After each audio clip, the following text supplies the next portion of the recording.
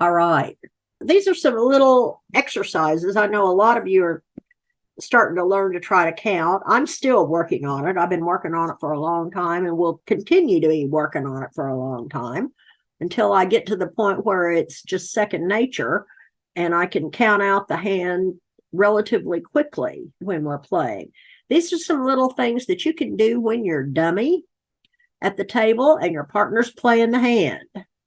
It is one of the hardest things that you can learn to do, but I can't think of very many things that will improve your defense, and in improving your defense, improve your game and your results anymore. It requires persistence. As I said, I'm still working on it, but the idea is to train your brain to think about these things automatically.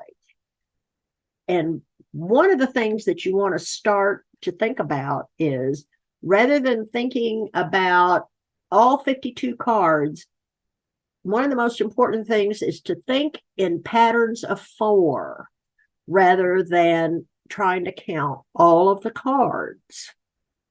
So, best place to practice this is when you're at the table.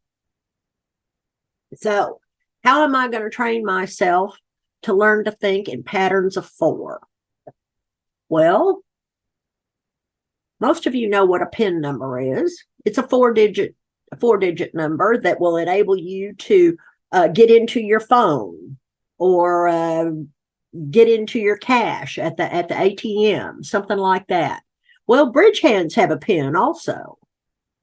And it's a 4-digit number that describes the shape of the hand in rank order. So, for instance, the PIN of this hand, most of the time when we talk about a hand like this, we call it a 5-3-3-2, balanced hand. But the PIN of the hand describes the shape in rank order. So this is a 3-5-3-2 hand. Spades, hearts, diamonds, clubs. When you sort your hand, think about what the PIN is. When the dummy hits the table, identify the dummy's PIN. This is a little exercise you can do to think about patterns of 4, because that's the way a bridge hand is organized. Now, another thing that will help you, not necessarily so much in counting, but can help you when you're playing later on in the hand and you can't remember if that last card you have is the master card. One of the reasons you can't remember is because you didn't memorize the first trick. Very often the key to that is in the play to the first trick, assuming it's the same suit, of course. But if you memorize the first trick and then think about it later, you don't have to memorize all the tricks, just the first trick. It can help you later on in the hand when you are trying to remember whether your card is either the last one remaining or is it the master card. Now, you've heard me talk lots and lots of times about how important it is also to try to figure out how many points your partner has when you're defending. Remember, if the opponents are playing a part score contract, that is anything below the level of 2 no trump, they're going to have 20 or 21 points between them.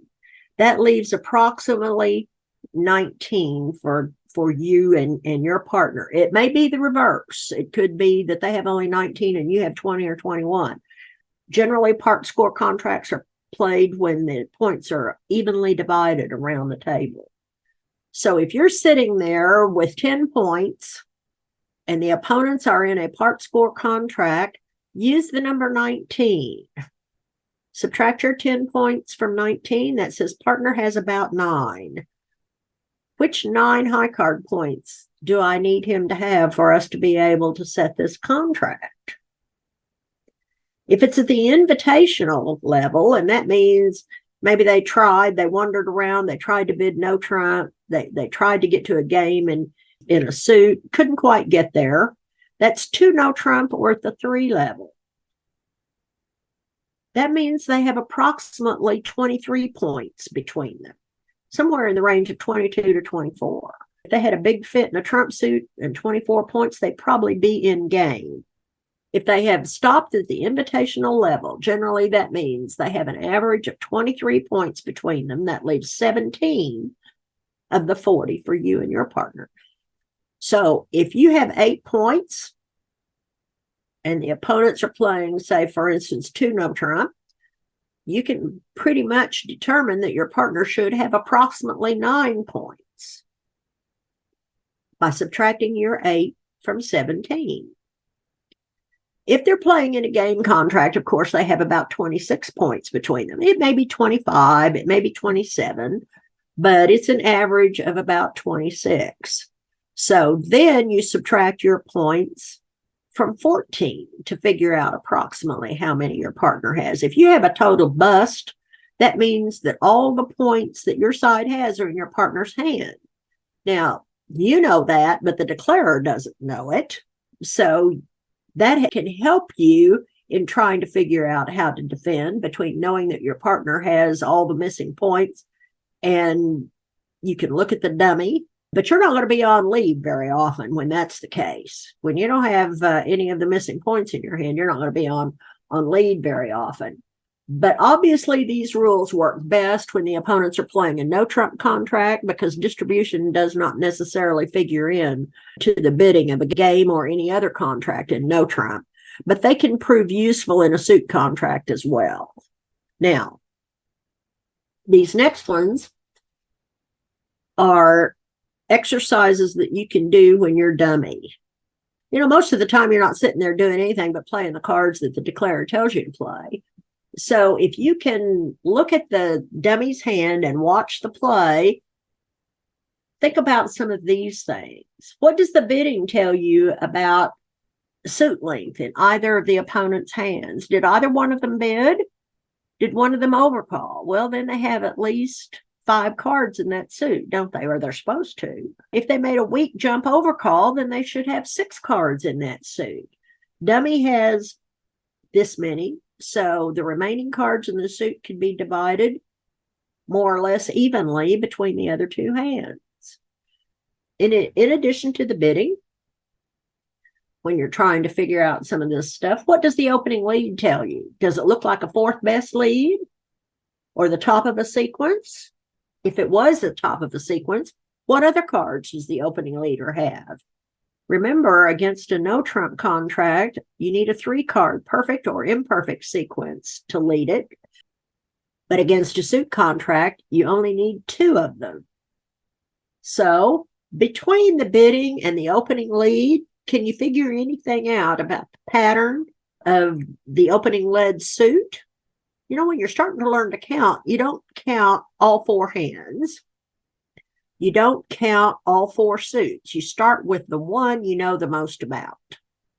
For instance, if one of the opponents opened with a weak 2 bid, try to figure that hand out first, because you already know that he has 6 cards in a suit over there. So that makes a really easy starting place.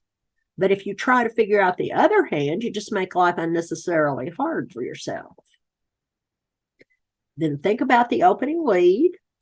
If that opponent who bid a weak 2 starts with a king in that suit, he's showing either the king, queen, jack, or the king, queen, 10 if this is a no trump contract.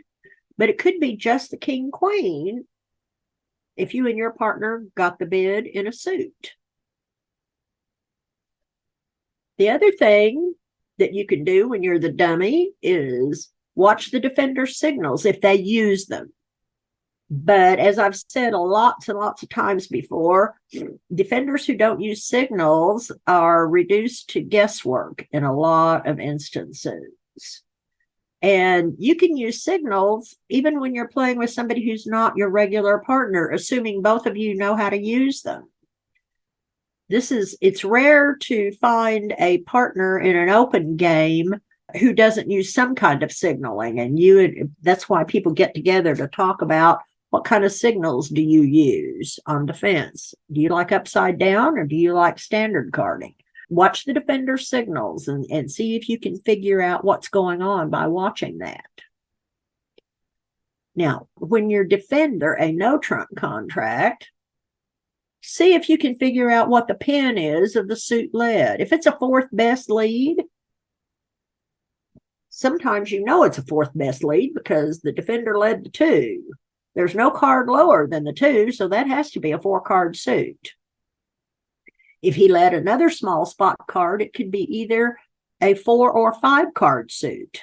You don't know for sure. But see if you can figure out what the pin is. In other words, how that particular suit lies around the table. And if you're defending a suit contract, and you're the defender in this case and not the dummy, see if you can figure out the pin of the trump suit. Between the time that you think about the bidding and the dummies hitting the table, you can have a good idea about how many of the cards the declarer has, and then you will know how many the dummy has and how many you have. So you can figure out pretty much absolutely, or within one card anyway, of how many cards that your partner has in the suit. And the thing to remember is, don't start trying to do this all at once. Pick out one thing. Okay, I'm going to figure out, I'm going to start by figuring out what, from the bidding and the opening lead, how many cards the defenders have in a suit. That's the way I'm going to start. Or if you prefer, I'm going to start by, when I'm defending no trump, I'm going to see if I can figure out how the suit that I'm leading lies around the table by my partner's signal. Or if you're a defender, see if you can figure out the pin of the trump suit. And once you get to the point where you can figure out one suit, try adding a side suit, for instance, if it's a trump contract. But don't try to add everything all at once. Number one, you can't keep them all straight. Ask me how I know that. You really need to focus on only one thing at a time or one suit at a time. People make life unnecessarily hard if they try to do everything all at once. Believe me, it's very hard to learn to do this all at once. You have to break it down into small, manageable pieces in order to have a chance at being successful. Now, when you're the declarer, you're going to have a working suit generally. Sometimes it's the trump suit, but in the no trump, it's the suit that contains potential tricks. You know, when playing no trump, you just don't lead out your aces and kings. You try to retain your stoppers until you have developed the additional tricks that you need. So if you can figure out how those cards in your working suit lie around the table, then that's just another part of learning how to count out a hand. Counting out a hand can be important for declarer as well as for the defenders. If you're playing no trump, try to figure out that side suit that contains your potential winners in it. That will give you good information. Number one, maybe they lie in such a way that you're only going to be able to develop 2 tricks instead of 1. If they break 3-2, hey, I can get 4 tricks out of this suit. But if they break 4-1, I'm only going to get 2 or 3. That's why that kind of thing is important. And especially when you're playing no trump, you can't automatically assume that you're going to get all of the tricks you think you can, because you may get a bad break in the suit. I know yesterday I was playing a 3 no trump contract, and my hand and my partner's hand were balanced, but the opponent's hands were a nightmare. 7 missing clubs were divided 6-1. 5 missing hearts were divided 5-0. That kind of thing. I had not a prayer in 3 no trump because the defender's hands were so distributional, and I had not a clue until I started playing the hand and I saw people discard. It was just awful, to tell you the truth. Nobody made 3 no trump, and there were a lot of people in the contract because it was there to bid. So once you have figured out the pin in your working suit, then move on to another suit and see if you can figure that one out. And if you just add suits one at a time, go slowly. Don't expect to accomplish this in the next month or 2, or even the next year or 2 in my case. You just have to keep at it, keep at it, keep at it. When you are defending, your attention should be on the suit your partner led. Did partner bid? kind of assumptions can I make from his opening lead? Was it a top of a sequence, a fourth best? If you use fourth best leads, of course, if partner bid, that makes it easier. But if he didn't, sometimes you can still figure that out. But it is really important to try to analyze the opening lead, especially when trying to count out. Now, it's possible that your partner led low from 3 small. If that's your agreement, that may be what happened. But even so, the partner of the opening leader needs to focus his attention first on the suit that partner led. And remember, if you and your partner have been playing together for a while and you bid and partner doesn't lead your suit, what does that mean? 9 times out of 10, it means that he's void in your suit. And especially if you're defending a suit contract, think about that and think, why did partner lead that? I bid. Why didn't he lead my suit? We've agreed. That's number one choice of an opening lead generally is the suit your partner bid. And if partner doesn't do that, he must have a good reason. A lot of times it's because he's void in the suit. And of course, the second most common reason is because he forgot what you bid. That's why it's good to pay attention to the bidding. And then after you do that, and you see which suit the declarer starts working on, see if you can figure out how that suit lies around the table. And that will give you a clue on how you might want to defend. These are just some things that you can practice at the table, whether you're defending or whether you're the dummy. A lot of them are things that you can do as the dummy when you're not doing anything else. But others are things that the defenders can think about while the declarer is making his plan on how he's going to play. After all, the defenders need to have a plan also, don't they? Perfect opportunity to make the defender's plan is when the declarer is making his hand while he pauses before playing to the first trick. Anybody have any questions?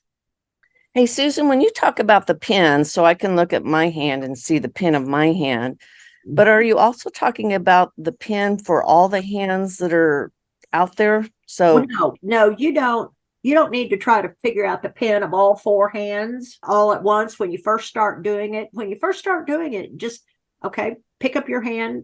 My hand's pin is this. Then once you move beyond that and the dummy hits the table, figure out the pin for the dummy. Oh, okay. Then when your partner has played to a couple of tricks and you've gotten a couple of signals, or if he bid, then you can try to figure out that hand. But start with just figuring out the pin of your hand and get in the habit of doing that. Then after you're doing that, every time when you've arranged your hand, and I arrange my hand. I don't arrange my hand black, red, red, black. I have too much tendency to revoke if I do that. My hand is always arranged with the colors separated. Well, I do know why I do that. I revoked a couple of times, and it's because the red suits were next to each other, and it was way too easy to play one of them when I should have played the other. But think about the pin of your hand in rank order. When people are talking about hands, they often say, I was, whatever it is, 7501. Immediately, everybody knows it had 7 spades, 5 hearts, no diamonds, and 1 club. That's the reason for that. People talk in those hand patterns in rank order. Say things like king empty 5th and stuff like that. That just means he has king and 4 small cards. But when you're starting to do this, don't try to figure out the pin of all 4 hands the first time you do it. Figure out what your pin is, then look at what the pin of the dummy is, and maybe close to the end of the hand, you can figure out what the pin of declarer's hand is, particularly if your partner is letting you know whether he has an odd number or an even number by the way he plays, or how many cards he has in a suit by his discards, or whether he likes it. Don't try to do everything all at once. Just start with your hand, then the dummy's hand.